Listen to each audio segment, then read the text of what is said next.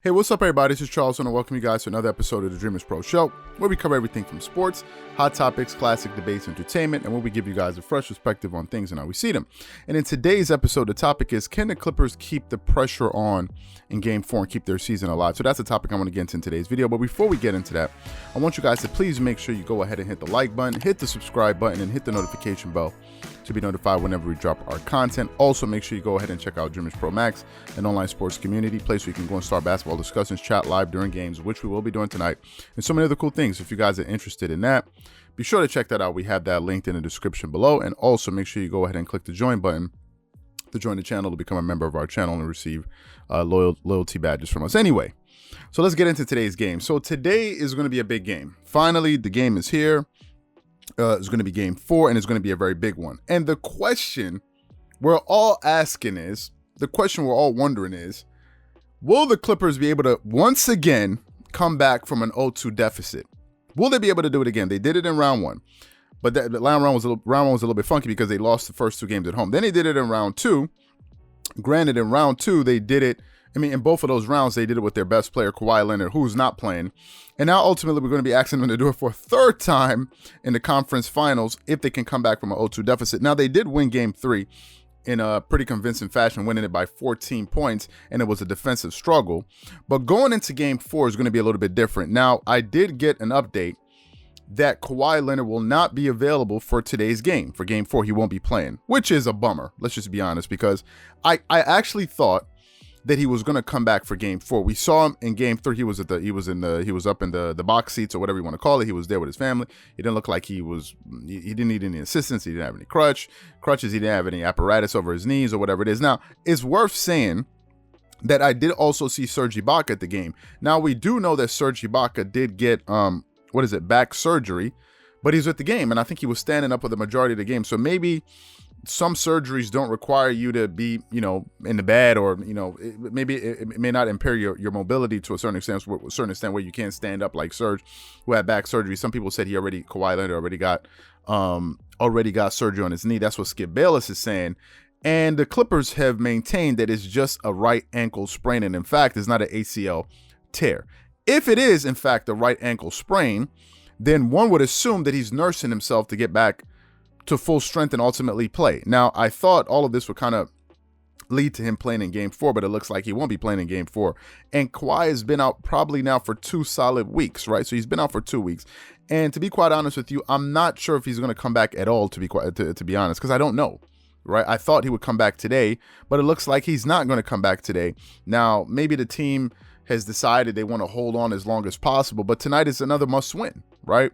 They need to win this game. So if the Clippers go tonight and they win Game 4, I think there's a very good chance that you don't see him back in Game 5, because the series is going to be the best of 3.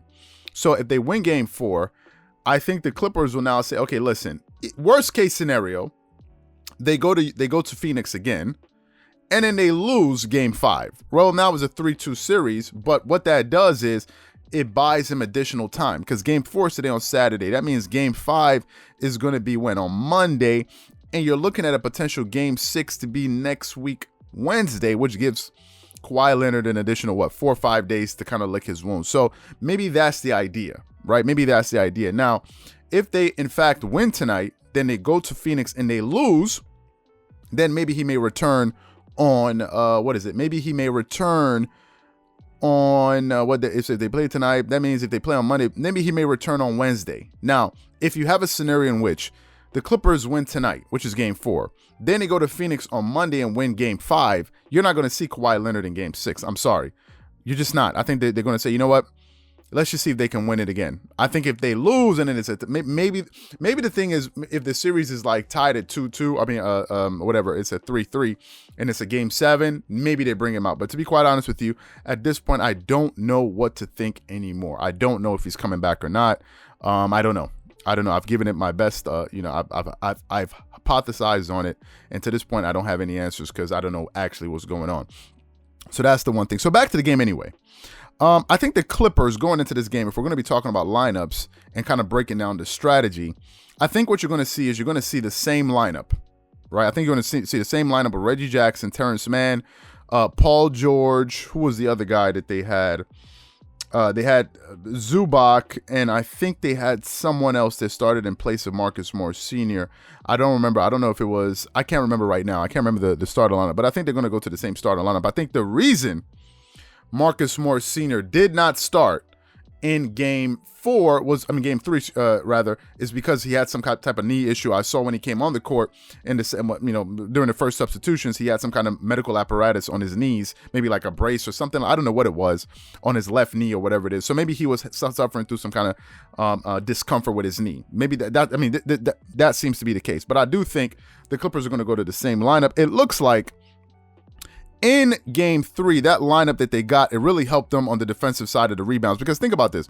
Ivica Zubac finished the game with a double-double with 15 points and 16 rebounds. Those are big rebounds, and he got 2 blocks. So he was a rim deterrent. He rolled very hard to the basket, and he forced a lot of those Phoenix Suns into tough jumpers. You saw Chris Paul at one point settling for those fallback fadeaway jump shots because Zubac was a factor in the paint, right? So I think, once again, this is another adjustment that Ty Lue, the head coach of the Clippers, has made in this series that's giving them results, right? Because it's actually affecting the Phoenix Suns with their ability to get to get downhill. Now, it's worth noting that Cameron Payne, who scored 29 points in game 2, did sprain his ankle in game 3, right? So maybe he could have been a factor, and I don't think he plays tonight. Maybe I'm wrong. Maybe he does play tonight. I don't know how much time it takes to nurse an ailing ankle. I don't know. I've had that type of injury before. It is extremely painful. So I don't know. I don't know if he makes a reassert. I don't know if he comes back today. But starting Zubac really helped the Clippers, especially in the interior, and it helped them with those defensive rebounds. And he did a good job because he got 6 offensive rebounds. Then you think of Paul George. Paul George is also going to start. He was a factor. Forget about the fact that he scored 27 points. Paul George got 8 assists and 15 rebounds. So between those two guys, between their forward and center, they got 31 rebounds between these two guys. So they did a very good job on the defensive side of the floor because remember, Jeff Van Gundy said the final line of your defense is what? Rebounding. You play great defense, you stop them from scoring. You must secure the rebound because that's the final line of your defense. So I think Ty Lue and these guys understand that. That's why they say rebounding is so important, because if you can't rebound the ball, whether good, it means you can't play great defense. That's just the reality of it all. So I like that. I also think you're going to see Terrence Mann and Patrick Beverley. I like that matchup of Terrence Mann and Patrick Beverley on Devin Booker and Chris Paul. I like that matchup. I think Ty Lue is going to go back to that same exact matchup because it was fruitful for them.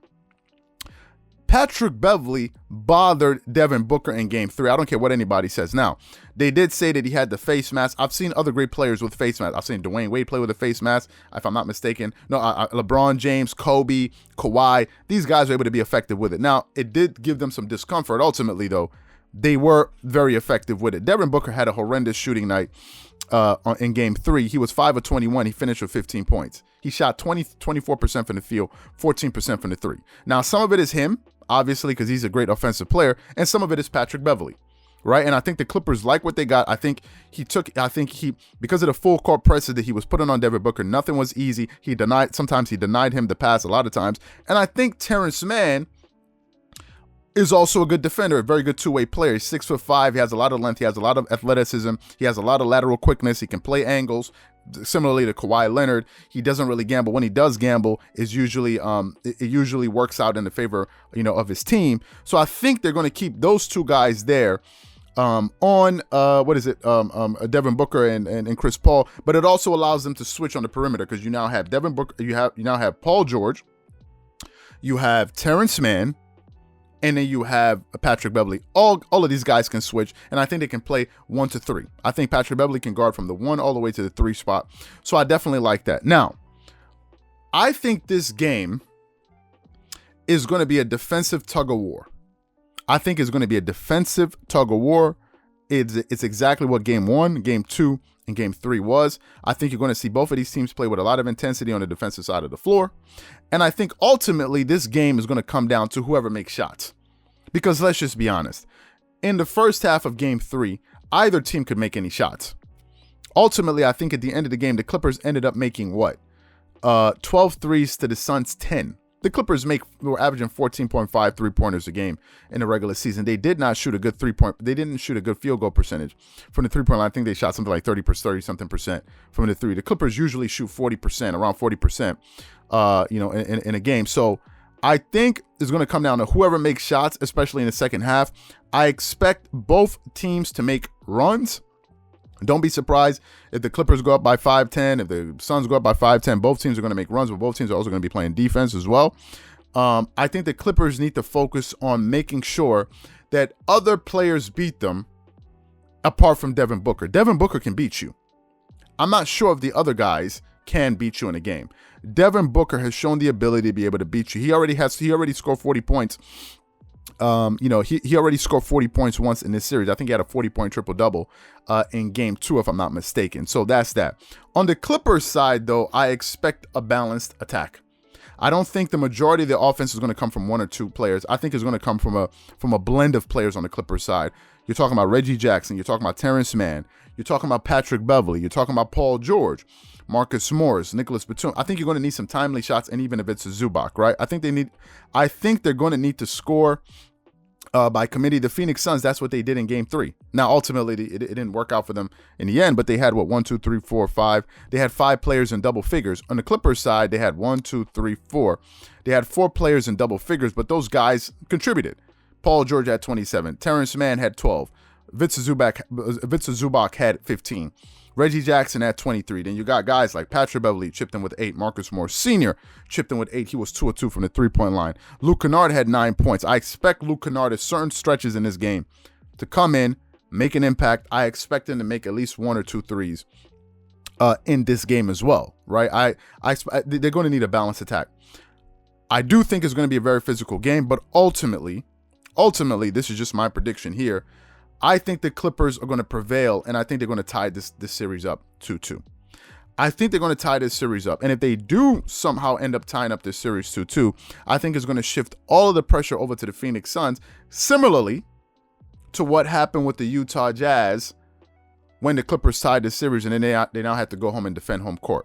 I think that's what's going to happen. I think if the Clippers end up winning this game, the Phoenix Suns are going to start hearing some footsteps in the back of their head, because they're going to say, wait a minute, this is exactly what just happened to the Utah Jazz. They had this team down 0-2. They came back and beat them 4 straight. So I think the Clippers need to win tonight. I think they will win tonight. Whether or not Kawhi Leonard comes back this series, I have no idea. Truly, I have no idea whether or not Kawhi Leonard comes back, but these are just my thoughts, and this is what I think is going to happen. So, what I want to know from you guys is very simple. Do you think the Clippers win tonight, or do you think the Suns win tonight? Whatever you guys think, please leave your thoughts and comments in the comment section below. Again, if you enjoyed the video, be sure to make sure you go ahead and hit the like button, hit the subscribe button, and hit the notification bell to be notified whenever we drop our content. Once again, this is Charles here from Dreamerspro. Wishing you guys an amazing day, and catch you guys on the next episode.